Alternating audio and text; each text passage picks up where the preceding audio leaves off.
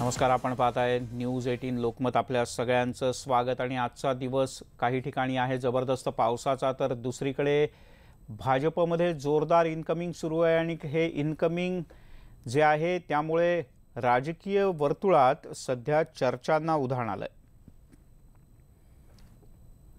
ऐरोलीतले राष्ट्रवादीचे आमदार संदीप नाईक, शिवेंद्रराजे भोसले, तसंच नायगावमधले आमदार कालिदास कोळंबकर आणि वैभव पिचड या सगळ्यांनी भाजपमध्ये जाण्यावर शिक्कामोर्तब केलं. यापैकी शिवेंद्रराजे, वैभव पिचड आणि कालिदास कोळंबकर यांनी तर आज काही वेळापूर्वी विधानसभा अध्यक्षांना भेटून आपला राजीनामाही सादर केला. शिवेंद्रराजे गेल्या काही दिवसांपासून भाजपमध्ये जाणार अशा प्रकारची चर्चा होती, मात्र त्याला अधिकृतरित्या दुजोरा मिळत नव्हता. आज मात्र अधिकृतपणे शिवेंद्रराजे यांनी आपल्या आमदारकीचा राजीनामा विधानसभा अध्यक्षांच्याकडे सुपूर्द केला. आणि आता उद्याला शिवेंद्रराजे हे भाजपमध्ये औपचारिकपणे प्रवेश करतील. त्यांच्यासोबतच कालिदास कोळंबकर यांनीही आपल्या पदाचा राजीनामा दिला आहे. तेही उद्या भाजपमध्ये प्रवेश करणार असल्याचं कळतंय. आणि यासोबतच वैभव पिचड जे नगरमधले राष्ट्रवादीचे नेते आहेत, आमदार आहेत, राष्ट्रवादीचे प्रदेशात माजी मंत्री आणि राष्ट्रवादीचे ज्येष्ठ नेते मधुकरराव पिचड यांचे पुत्र, ते सुद्धा उद्याला भाजपात प्रवेश करणार आहेत. त्यांनीही आपल्या आमदारकीचा राजीनामा विधानसभा अध्यक्षांच्याकडे सुपूर्द केला.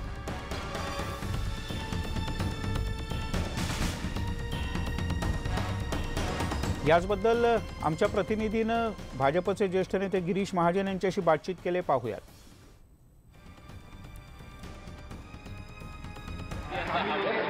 गिरीश महाजन आपल्याबरोबर आहेत. आज वेगवेगळ्या आमदारांनी प्रवेश केलेला आहे. साधारणतः 3 आमदारांनी आज राजीनामे दिले. संदीप नाईक पण देत आहेत. 4 पुढे अजून काय अपेक्षित आहे? नाही, मी सांगितलं की 4 आमदारांनी आज राजीनामे दिलेले आहेत. अजूनही पाईपलाईनमध्ये आहेत. अजूनही मुख्य लोक पक्षातले आहेत की ते राजीनामे द्यायच्या तयारीमध्ये आहेत.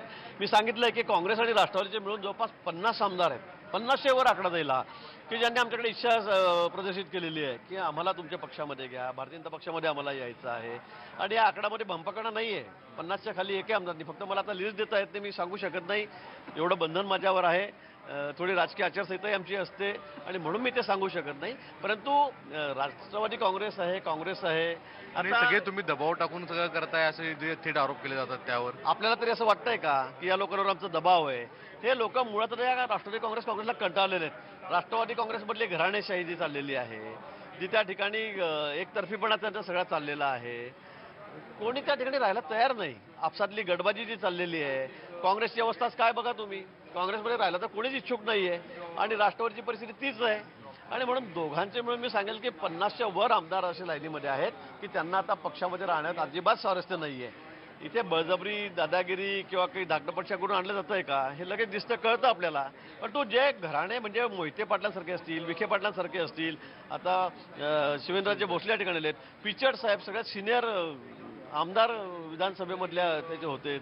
त्याच्यामुळे एवढे सगळे नेत्यांना काय एवढं भाजपाचं अचानक प्रेम उफाळून आलं? नाही, प्रेम उफाळून नाही आलं. शेवटी आता आपण बघतायत की दिल्लीपासून गल्लीपर्यंत सरकार आमचं आहे. त्यांनाही त्यांचा भविष्य काळ दिसतोय की त्यांचं भविष्य दिसतंय की हे सगळं अंधकारमय आहे. आज काँग्रेसची केवढी वाताहत झालेली आहे राज्य देशामध्ये. आज कोणी राष्ट्रीय अध्यक्ष व्हायला अजूनही त्या ठिकाणी तयार नाही आहे. म्हणजे ती काँग्रेस आहे का संपली आता, असा प्रश्न सगळ्यांसमोर उभा राहिलेला आहे. महाजन साहेब, हे सगळं तुम्ही सांगताय, राष्ट्रवादी काँग्रेसची अवस्था तीच आहे. आणि म्हणून लोकांना आपापल्या भागातला विकास करायचा आहे, आपल्या जिल्ह्याचा विकास करायचा आहे, मतदारसंघाचा विकास करायचा आहे. आणि म्हणून त्यांना दिसतंय की आता मुख्य प्रवाहामध्ये गेल्याशिवाय आपल्याला पर्याय नाही. आणि म्हणून ही सगळी मंडळी आमच्याकडे त्या ठिकाणी येते. केंद्रामध्ये नरेंद्रजींचं काम असेल, मोदी साहेबांचं, राज्यामध्ये देवेंद्रजींचं कर्तृत्व आहे, नेतृत्व आहे. मला वाटतं हे कोणाला सांगण्याची गरज नाही आता. आणि याकडे बघून सगळ्या जणांचा ओढा आता भारतीय जनता पक्षाकडे आहे. नाही, पण ह्या सगळ्या गोष्टीमुळे भाजपाचे जे मूळ आहेत त्या लोकांमध्ये अस्वस्थ आहे. उदाहरणार्थ वंदना मात्र घेतलं, विद्यमान आमदार उद्या नाईक फॅमिली उद्या येते. या सगळ्या गोष्टी भाजपाला पण सुद्धा धोकादायक आहे. नाही, मला नाही वाटत असा कुठे धोका आहे. आम्ही सगळ्यांना विश्वासात घेऊनच हे सगळे प्रवेश करण्याकडे करतोय. आणि ज्या ज्या ठिकाणी शक्य आहे त्या त्या ठिकाणीच आम्ही तिकीट देणार आहोत. ज्या ठिकाणी आम्ही फार कमी आहोत, कमकुवत, अशा ठिकाणी तिकीट दिलं जाणार आहे. असं नाही आहे की आम्ही सगळ्यांना घेऊन सगळ्यांना 100% सगळ्यांना तिकीट देणार आहोत. आणि आता 50 लोक मी आजच पक्षामध्ये घेतले असते, आम्ही आजच पक्षामध्ये घेतले असते. पण आम्हाला तसंही करता येत नाही, कारण आम्हाला शेवटी नवी बघायचे, त्याबरोबर आमच्या जुन्या लोकांनाही बघायचं त्या ठिकाणी. आणि म्हणून मला वाटतं कुठे असा वाद होणार नाही. सगळ्यांना विश्वासात घेऊन एकत्रितपणेच आम्ही सगळे हे निर्णय करतो आहोत. उद्या किती मोठा पक्ष मेगा भरती भाजपमध्ये होईल? तर मी सांगतो ना, ह्याला खूप आहेत, 50च्या वर आहेत, पण शेवटी आमच्यावरही बंधनं आहेत. कुणाला कारण सगळं सिटिंग आमदार आहेत सगळे, त्यांनाही वाटतं की मग मी सिटिंग आहे, मी 2दा 1दा 3दा 4दा निवडून आलेलो आहे, मला तिकीट मिळावं. पण तो आमचे जुने कार्यकर्ते आहेत, आमचे वर्षानुवर्ष काम करणारे कार्यकर्ते त्या ठिकाणी आहेत, सक्षम आहेत. आज पक्षाची परिस्थिती अशी राहिलेली नाही की आता कुठला एखादा जिल्हा आहे की त्या ठिकाणी आमचा माणूस निवडून येणार नाही म्हणून आम्ही सक्षम झालेलो आहोत. पण तो त्याला जोड शेवटी हा पक्ष आहे. पक्षामध्ये संख्या येणारी वाढत जाते, लोकांचा प्रवेश होता, तो येत जातात. हे असे काही स्टॉलवर्ड नेते त्या भागामधले की त्यांचं काम आहे, त्यांचं नेतृत्व त्या ठिकाणी सर्वांना मान्य आहे आणि म्हणून त्यांचा प्रवेश आम्ही या ठिकाणी करून घेतो. धन्यवाद. व्हिडिओ जर्नलिस्ट नवनाथ कोंडलेकरसह सागर कुलकर्णी, न्यूज 18 लोकमत, मुंबई. मध्ये उदयन महाराज आणि शिवेंद्रराजे हा विषय कायम चर्चेचा राहिला, पण आज अखेर हाती घेतलं. पहिल्यांदा तुम्हाला सेना भाजप असे 2 ऑप्शन होते, तुम्ही सेनेत पहिल्यांदा होतात, मग भाजपच का घेतलं? तुम्हाला एक सांगू का की मी बाळासाहेबांचा शिवसैनिक आणि बाळासाहेबांनी राजकीय जन्म जो दिलाय तो शिवसेना प्रमुख, नंतर थोडे सवेस झाले आणि त्याच्या आम्ही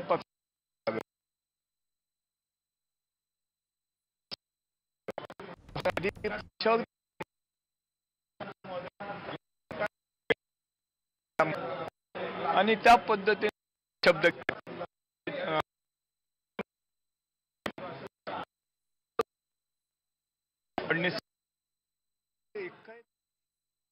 हरिदास कोळंबकर. उदयन महाराज आणि शिवेंद्रराजे हा विषय कायम चर्चेचा राहिला, पण आज अखेर शिवेंद्रराजे आज सोडून गेलेले आहेत. मला सांगा की मुळात बेसिक तुम्ही कोणत्या मुद्द्यावर सोडता, कारण की उदयन महाराजांनी तुमच्यातला अंतर्गत वाद हा याला कारणीभूत आहे? नाही, वादाचा विषय काय नाही. वादाचा विषय असता तर मी लोकसभेलाच त्यांना उमेदवारी दिल्यानंतर साहेबांनी वेगळा निर्णय, पण तसं कुठलंही नाही. साहेबांनी निर्णय पवार साहेबांनी घेतला आणि माझ्या मतदारसंघातनं 42,000 मताधिक्य मी मिळवून दिलं. म्हणजे मी काम केलं, म्हणजे मी काय कुठं वेगळी भूमिका घेतली नाही. आत्ताचा जो माझा निर्णय ही मला आज मतदारसंघामध्ये जे माझे प्रश्न आहेत आणि मतदारसंघ म्हणून मला जो सरकारकडनं किंवा येणाऱ्या ह्याच्यामध्ये जी आपल्याला परिस्थिती दिसते राजकीय, त्या ह्याच्यावर निर्णय घेतला की बाबा शेवटी हे प्रश्न सोडवून घ्यायचे असले तर सत्तेच्या बाजूने असण्याशिवाय पर्याय नाही. आणि आज तरी जी मरगळ आलेली दिसते आहे म्हणजे लोकसभेच्या निवडणुकीनंतर, त्यामुळं काँग्रेसचं आणि राष्ट्रवादीचं सरकार येईल असं तर काय वाटत नाही. कारण ज्या वेळेला खरं म्हणजे आता निवडणुकीच्या तोंडावर संघर्ष किंवा हे केलं पाहिजे त्यावेळेला सगळे थोडे शांत पडलेत असं चित्र महाराष्ट्रात झालेलं आहे. अच्छा, हे कशामुळे मरगळ आली? कारण की तुम्ही हे सर्व स्पष्ट बोलताय, हे चांगली गोष्ट आहे, नाहीतर लोक अनेक जण वेगवेगळी कारणं सांगतात आणि बाहेर पडतात. तर मला बाहेर पडायचं किंवा हे नाही, मी कुठेही पदासाठी कधी म्हणजे कोणाच्याच कधी मागं लागलो नाही. शेवटी माझ्या वडिलांच्या पण ते स्वभावात नव्हतं आणि माझ्या पण नव्हतं. आपलं जे आपल्याला मान सन्मानानं मिळेल त्याप्रमाणे काम करायचं. पद किंवा ह्या गोष्टीला फार महत्त्व म्हणजे राजकारणात मी पण दिलं नाही आणि माझ्या वडिलांनी पण दिलं नाही. म्हणूनच आम्हाला आपले फक्त विषय मला वाटतं लोकसभेचं जे काही निकाल झाले त्याचा थोडाफार प्रभाव हा असावा असं मला वाटतं. कारण कोल्हापूरचे राजे यापूर्वीच भाजपात दाखल झाले, आता आपण होत आहात. एकूण ह्या सगळ्या गोष्टीमुळे पश्चिम महाराष्ट्राच्या राजकारणामध्ये आणि विशेषतः मराठा समाजामध्ये काय मेसेज जाईल असं वाटतं आपल्याला? आता मी काय स्वतःला असं काय अगदी मराठा समाजाचा नेता आहे आणि संपूर्ण समाज माग आहे असं काय माझं नाही.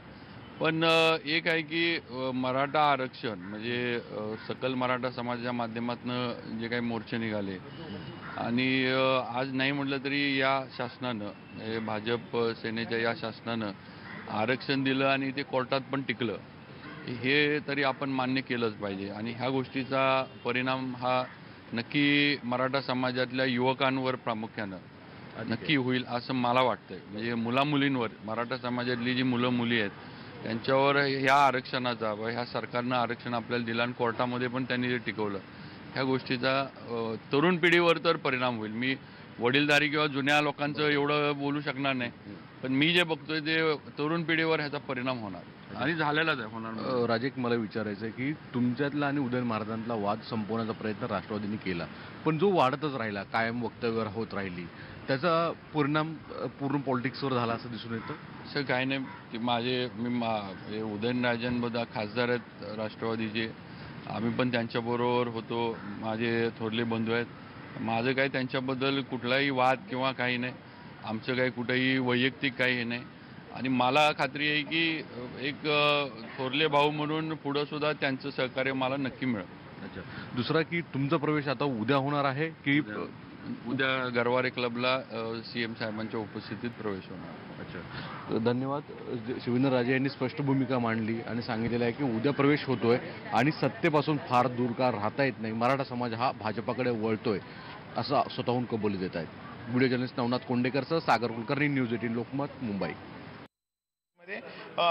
ईडी काय माझी पोलीस चौकशी देखील चालू नाही, त्याच्यामुळे माझ्यावर दबाव टाकायचा कुठलाही प्रश्न निर्माण होत नाही. माझ्याकडून फक्त मुख्यमंत्री महोदयांकडून मी शब्द हाच घेतलाय, माझ्या मतदारसंघातील विकास कामं जे आहेत ते मार्गी लागले पाहिजे आणि त्यांनी होकार दिलाय, म्हणून या ठिकाणी माझ्या मतदारसंघातील लोकांच्या म्हणण्यानुसार मी भारतीय जनता पक्षामध्ये प्रवेश करतो. वैभवजी, एक विचारायचं की 15 वर्ष राष्ट्रवादी काँग्रेसची सत्ता होती, त्यावेळेस विकास कामं झाली नाहीत का? मग त्यावेळेस रस्ते झालेच, आपल्याला सर्वांना माहिती आहे का डांबरी केलेले रस्ते आहेत हे निदान 2 वर्ष 1.5 वर्ष टिकतात, 1.5-2 वर्षांनी या ठिकाणी रस्त्याची खराब अवस्था ही होणं स्वाभाविकच आहे. गेले 15 वर्षामध्ये जे काही सर्वसामान्य ग्रामीण भागामध्ये ज्यावेळेस आम्ही बघतो की आदिवासी पट्ट्यामध्ये आश्रमशाळांची निर्मिती असू द्या किंवा त्याचबरोबरीने या ठिकाणी रस्त्यांचं जाळं असेल, हे विणायचं काम या ठिकाणी जरूर केलेलं आहे, त्याच्याबद्दल वादच नाहीत. 35 वर्षामध्ये हे सर्व काम झालेले. सत्ता परत येणार नाही आहे राष्ट्रवादीला जवळपास दिसून आले, म्हणून तुम्ही मार्ग स्वीकारलाय. सर्वसामान्य नागरिक ज्यावेळेस माझा मतदार जो आहे तो मतदार या ठिकाणी सांगायला लागलेला आहे की आपण पाहिलं तर मागं वळून जर पाहिलं तर विधानसभेच्या अगोदर जी काही लोकसभा निवडणूक झाली, नुकतीच लोकसभा निवडणूक झालेली आहे, या लोकसभेच्या निवडणुकीच्या दरम्यान माझ्याकडे माझा मित्रपक्ष काँग्रेसचा उमेदवार या ठिकाणी उभे होते आणि काँग्रेसच्या उमेदवाराला माझ्या मतदारसंघातून 32,000चं लीड देखील देण्याच्या दृष्टिकोनातून काम झालं. त्याही वेळेस सर्वसामान्य नागरिकाला हे वाटत होतं की कदाचित या ठिकाणी भारतीय जनता पक्षाची सत्ता बदलल आणि त्या ठिकाणी काँग्रेसचं सरकार येईल असं ज्यावेळेस सांगण्यात आलं होतं, त्यावेळेस या ठिकाणी मताधिक्य दिलं. परंतु ज्यावेळेस सर्वसामान्य नागरिकाला वाटायला लागलं आता या ठिकाणी भारतीय जनता पक्षाच्या केंद्रामध्ये देखील 350 पेक्षा जास्त खासदार या ठिकाणी आलेले आहेत, राज्यामध्ये देखील वेगळी परिस्थिती होईल असं वाटत नाही, पुन्हा एकदा भारतीय जनता पक्ष सत्तेवर निवडून येईल हे सर्वसामान्य नागरिकाला वाटायला लागलं. त्यावेळेस सर्वसामान्य नागरिक आणि माझे कार्यकर्ते म्हणायला लागले आता तुम्हाला बदलून घेतलंच पाहिजे, असा प्रेशर माझ्यावर टाकण्यात आला. सगळे काही सत्तेसाठी होतंय हे स्पष्ट दिसून येतं, पण दबाव नाही हे आत्ता जरी तोंडावर कॅमेरावर स्पष्ट सांगतायत. व्हिडिओ जर्नलिस्ट नवनाथ कोंडेकरसह सागर कुलकर्णी, न्यूज 18 लोकमत, मुंबई. त्यामुळे एकापाठोपाठ एक 4 आमदारांनी आज आपल्या आमदारकीचे राजीनामे दिले आणि आता हे सगळेजण उद्याला भाजपात प्रवेश करतायत. आमदार रवींद्र चव्हाण यांनी नाराज असलेल्या मंदा म्हात्रे यांची भेट घेतल्याचं कळतं. मंदा म्हात्रे या मुख्यमंत्र्यांची भेट घेणार आहेत. मंदा म्हात्रे या प्रामुख्यानं नाराज आहेत त्या गणेश नाईक यांच्या भाजप प्रवेशाच्या बातम्यांमुळे, कारण गणेश नाईक आणि मंदा म्हात्रे यांच्यात अजिबात विस्तव जात नाही आणि रवींद्र चव्हाण यांनी मात्र गणेश नाईक यांच्या पक्षप्रवेशाबद्दल पूर्णपणे मौन बाळगल्याचं दिसून येतं. पण संदीप नाईक हे भाजप प्रवेश करणारच असं रवींद्र चव्हाण यांनी न्यूज 18 लोकमतशी बोलताना सांगितलं. आपल्यासोबत खुद्द रवींद्र चव्हाण, आपण त्यांच्याशी बोलूया. सर, काय म्हणाल, काल गणेश नाईकांचा शिक्कामोर्तब झाला, ते उद्या 11:35 प्रवेश करतायत. माननीय मुख्यमंत्री देवेंद्रजी फडणवीस साहेब, महाराष्ट्राचे जे प्रदेशाध्यक्ष चंद्रकांत दादा, या सर्वांनी निर्णय घेतला आहे की ऐरोली जो मतदारसंघ आहे त्या मतदारसंघांमधून विद्यमान जे आमदार आहेत संदीप नाईकजी, ते आणि त्यांच्याबरोबर असणारे त्यांचे सर्व नगरसेवक माननीय पंतप्रधान नरेंद्र मोदीजी, माननीय मुख्यमंत्री देवेंद्रजी फडणवीस साहेब यांच्या नेतृत्वाखाली भारतीय जनता पार्टीमध्ये उद्या गरवारे येथे प्रवेशाचा कार्यक्रम आहे. त्या कार्यक्रमामध्ये ते प्रवेश करणार आहेत आणि त्यामुळे ऑलरेडी या संदर्भामध्ये भारतीय जनता पार्टीचे जिल्ह्याचे अध्यक्ष व इथले असणारे सर्व नगरसेवक पदाधिकारी यांच्याशी त्या सर्व गोष्टीची कल्पना होती, त्यांच्याशी सगळ्याची चर्चा सुरू होती आणि त्या सर्व गोष्टीला शिक्कामोर्तब झालेला आहे. त्यामुळे आज सगळ्यांशी चर्चा करून उद्याच्या कार्यक्रमाला ही सर्व मंडळी ही उपस्थित राहणार आहेत आणि शेवटी भारतीय जनता पार्टी 100% दिशेने जाणं आणि भारतीय जनता पार्टीचे जास्तीत जास्त लोकप्रतिनिधी जिंकून येणं आणि माननीय मुख्यमंत्री पुन्हा एकदा मुख्यमंत्री होणं ही येणाऱ्या काळामध्ये असणारी आवश्यकता लक्षात घेता सर्व कार्यकर्त्यांमध्ये अतिशय उत्साह आहे आणि सर्व कार्यकर्त्यांच्या मनामध्ये येणाऱ्या काळामध्ये जो पक्षाचा निर्णय असेल त्या पक्षाच्या निर्णयाबरोबर हे सर्व कार्यकर्ते राहतील अशीच सगळ्यांच्या पण सगळ्यात महत्त्वाचं माजी मंत्री गणेश नाईक ते देखील उद्या 11:15 वाजता म्हणजे 11 वाजून 35 मिनिटात प्रवेश करणार असं म्हटलं. ते या सगळ्या गोष्टीमध्ये ऐरोलीचे आमदार जे आहेत संदीप नाईक आणि त्यांच्याबरोबर असणारे सर्व नगरसेवक हे भारतीय जनता पार्टीमध्ये प्रवेश करतात. गणेश नाईक प्रवेश करणार किंवा नाही असं काय या संदर्भातली चर्चा जी आहे फक्त संदीप नाईक हे भारतीय जनता पार्टीमध्ये प्रवेश करतात. पण एक सगळ्यात महत्त्वाचं उद्याची जी प्रवेश होणार आहे त्यामध्ये तुम्ही आता त्या आणखीन उद्याच्या त्या ह्या सगळ्या कार्यक्रमामध्ये कोण कोण लोक प्रवेश करणार आहेत या संदर्भामध्ये भारतीय जनता पार्टीचे सर्व नेते मंडळी वेगवेगळ्या भागामध्ये वेगवेगळ्या विभागामध्ये काम करतात. जसं मी कोकणामध्ये काम करतो असं सगळ्या भागांमधून वेगवेगळे नेते मंडळी काम करतात आणि त्यामुळे उद्याच्या प्रवेशामध्ये अनेक जण प्रवेश करतात. त्या विभागातील वेगवेगळे जण प्रवेश करतात आणि गरवारेला उद्या लक्षात येईलच की अनेक जे दिग्गज लोक भारतीय जनता पार्टीमध्ये प्रवेश करतात उद्याच्या कार्यक्रमाच्या माध्यमातून ते लक्षात येईल.